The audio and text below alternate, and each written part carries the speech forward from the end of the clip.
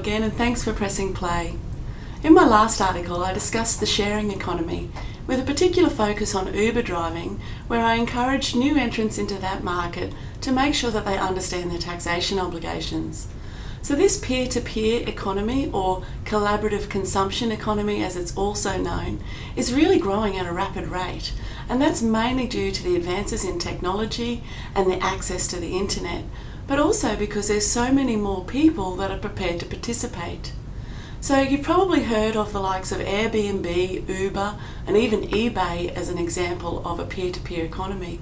But certainly what I'm learning is that there is almost no limit to the products and services that you can access via this economy. So what are the advantages of using the sharing economy? Well, the first one is that it essentially opens up maybe new and better opportunities. So it gives people access to assets or services that they usually would not be able to access. For example, if you can't get a traditional loan, a peer loan via this sharing economy might be an option for you.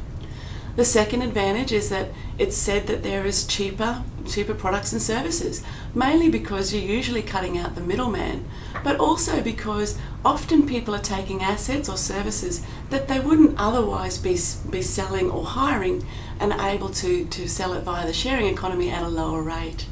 And the third thing is that it does provide extra income to these participants. So if you've got a talent that maybe you're not using in your day job, you may be able to freelance it. Or similarly, if you've got an asset that's sitting in the shed not being used, you may be able to hire it in the peer-to-peer economy. But certainly with advantages, there are always disadvantages as well. And one of the first things I see is that you have to forfeit some privacy.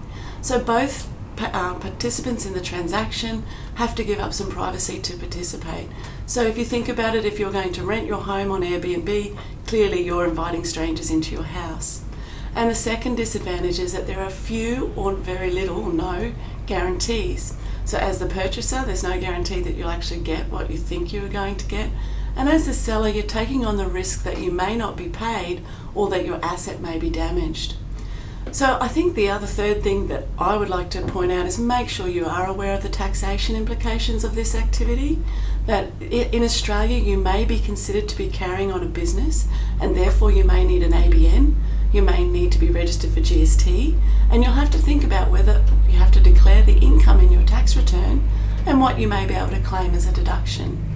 So I really would strongly encourage you, if you are starting to participate in the sharing economy, that you do seek professional advice before you get too far along and down the track. The team at Southerton's are always here to help. Call us on 4972 1300 today.